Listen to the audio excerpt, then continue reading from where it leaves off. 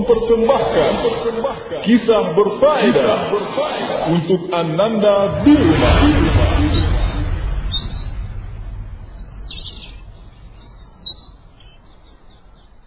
Assalamualaikum warahmatullahi wabarakatuh.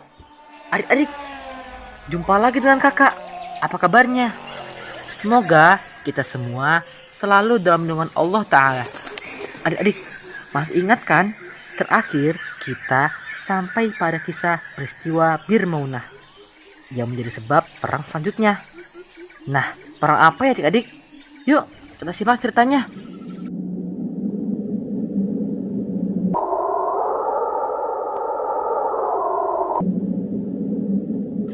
Sahabat Amr bin Umayyah telah membunuh 2 orang laki-laki dari Bani Kilab yang ternyata memiliki perjanjian dengan Rasulullah. Kemudian Rasulullah hendak meminta bantuan Yahudi Bani Nadir untuk membayarkan tebusan atas kedua orang tersebut.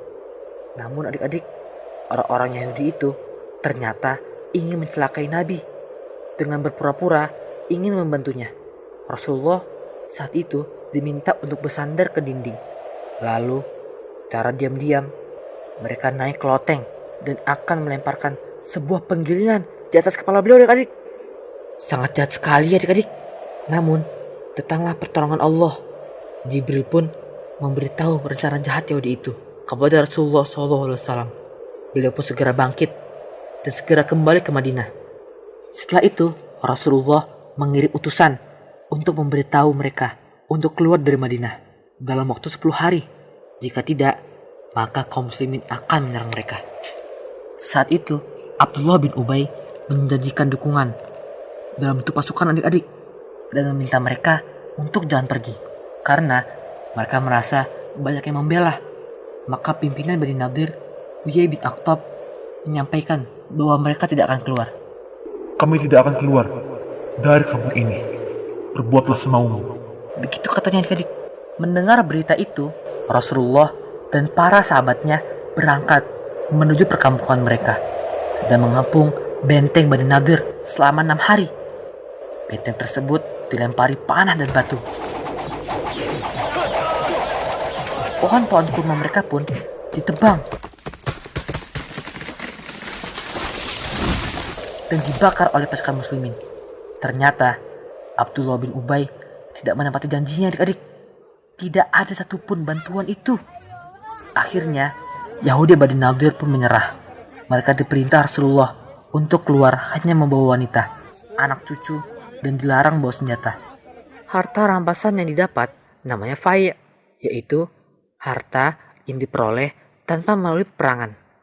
Dibagikan semua itu untuk kebutuhan kaum muslimin dan juga untuk menafkahi keluarga beliau selama 1 tahun. Nah adik-adik, hal serupa juga terjadi di peristiwa Perang Bani Mustalik bulan Sya'ban tahun 6 Hijriah.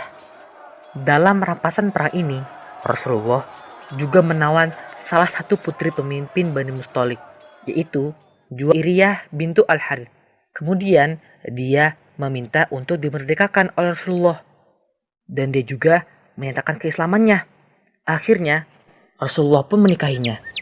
Diikuti juga dengan masuk Islamnya 100 orang Bani Mustalik karena hal itu. Masya Allah ya adik-adik.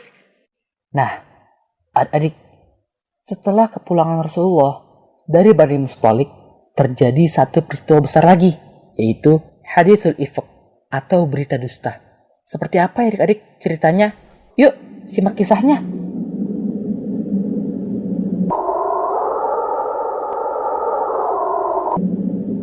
Ketika itu, Aisyah radhiyallahu anha ikut serta dalam rombongan pasukan. Karena sudah larut malam, mereka singgah untuk istirahat. Pada saat itu, Aisyah hendak buang hajat dan meminta izin pada Rasulullah untuk keluar. Beliau pun pergi menjauh dari rombongan adik-adik secara sendirian. Nah, setelah dirasa cukup untuk istirahat, Rasulullah memerintahkan pasukan untuk melanjutkan perjalanan. Tapi adik-adik, Rasulullah terlupa kalau Aisyah sedang buang hajat dan tidak ada di sekedupnya. Sekedup adalah tenda yang diletakkan di atas unta. Pasukan pun tidak menyadari jika Aisyah tidak ada karena tubuh Aisyah masih kecil dan ringan. Lalu, bagaimana nasib Aisyah adik-adik? Setelah menyelesaikan hajatnya, Aisyah kembali ke tempat rombongan. Namun, tidak lagi didapati siapapun di sana. Aisyah pun memutuskan tetap tinggal sambil berharap rombongan kembali untuk mencarinya. Sampai Aisyah tertidur lelap adik-adik. Tiba-tiba, Aisyah tersentak karena mendengar suara Inna lillahi wa inna ilaihi raji'un. Ternyata, suara itu adalah Sofwan bin Mu'attal. Dia pun juga tertinggal karena ketiduran. Sofwan tahu itu adalah sang istri Rasulullah SAW.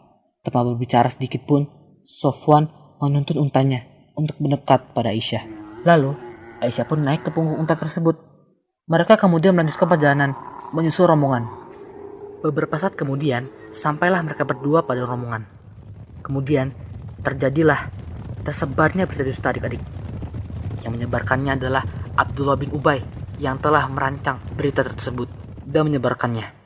Dia menuduh bahwa Aisyah telah berbuat tercela.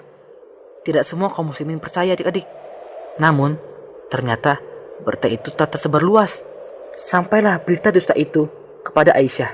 Adik-adik mendengar hal itu, Aisyah sangat bersedih. Aisyah pun jatuh sakit dan minta izin kepada Rasulullah untuk menginap di rumah orang tuanya.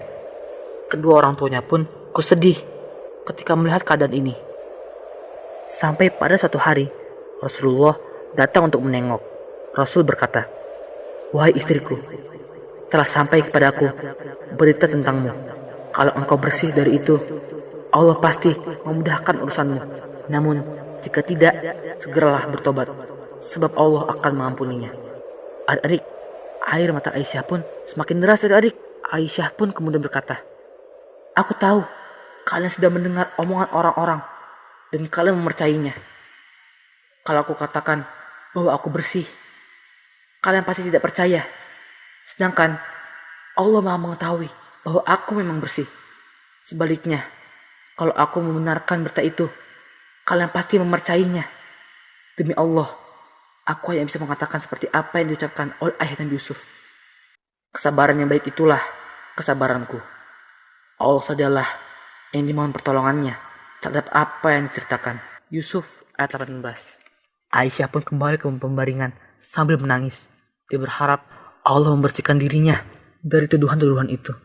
Beberapa saat kemudian, turunlah wahyu Allah. Rasulullah pun tersenyum gembira. Beliau berkata, "Hai Aisyah, pujilah Allah.